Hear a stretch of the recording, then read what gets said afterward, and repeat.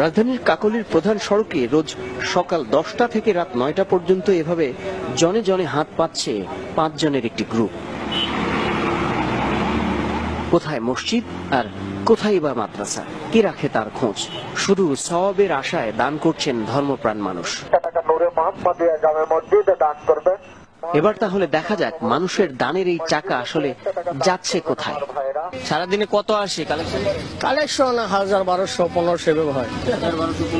তার মধ্যে আপনাদের পার্সেন্টেজ কত? আমাদের বেতনভুক্ত 200, 250 টাকা বেতন দেয়, কোনোদিন 200 দেয়, 250 দেয় দৈনিক। টাকা কি পরিমাণ ওঠে, কি পরিমাণ মসজিদে যায়? দৈনিক যায়, দৈনিক হিসাব আছে, কমিটির কাছে যান, নাম্বার আছে, সব ঠিকানা আছে।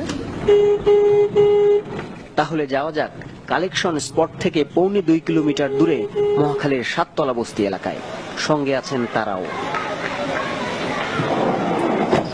অলিগলি পেরিয়ে খুঁজে পাওয়া গেল মোহাম্মদিয়া জামে মসজিদ।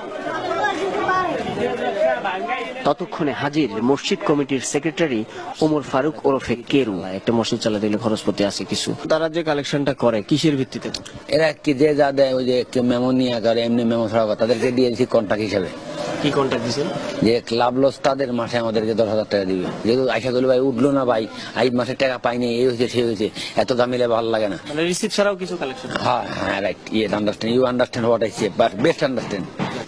সংগ্রহকারীরা দৈনিক 1500 টাকা তোলার যে তথ্য দিয়েছেন সে অনুযায়ী মাসে ওঠে 45,000 টাকা।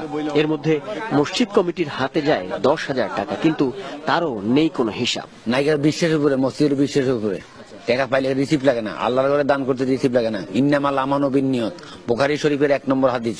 সেক্রেটারি নিয়মিত নামাজ পড়েন? না, আমি নিয়মিত নামাজ পড়ি না। আমি এটা বললাম যে কনস্ট্রাকশনের ব্যাপারে আমি খুব ভালো, এই জন্য সবাই রাখছে আমাকে। আপনারা যে তাদেরকে একটা কন্ট্রাক্টে দিচ্ছেন, এটার কি কোনো প্রশাসনের কোনো অনুমতি লাগে? প্রশাসন এসে মাঝে মাঝে ডিস্টার্ব করছে করে, তবে আমি কৃষক লীগের সভাপতির কারণে থানা কমিটির অত জুত করে আমার সাথে পারে না। মুসল্লি ও এলাকাবাসীর অভিযোগ, এই মসজিদের নামে রাস্তাঘাটে যে টাকা তোলা হয় তা তারা মোটেও জানেন না।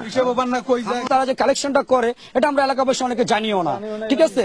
এটা আপনারা আজকে আসলে আমরা জানতে পারছি। আর তারা যেটা করতেছে এটা হলো ব্যবসা, একজাস্ট ব্যবসা। এভাবে মসজিদের জন্য চাওয়াটা এটা মসজিদের জন্য মানহানিকর। কারণ রাসূল সাল্লাল্লাহু আলাইহি ওয়াসাল্লামের যুগে আমরা দেখি যে কেউ দাঁড়িয়ে দাঁড়িয়ে মানুষের কাছে খয়রাত চাওয়ার মতো করে মসজিদ কিংবা ইসলামিক প্রতিষ্ঠানের জন্য তুলতেন না।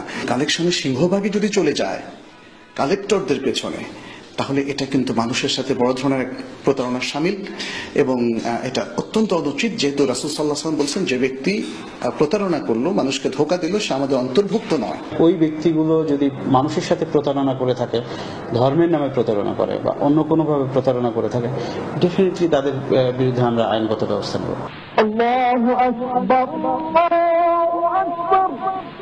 ইসলামী চিন্তাবিদের মতে যেহেতু মসজিদ হলো অত্যন্ত সম্মানিত প্রতিষ্ঠান, তাই এর জন্য দান করতে হবে সম্মানজনক পদ্ধতিতেই।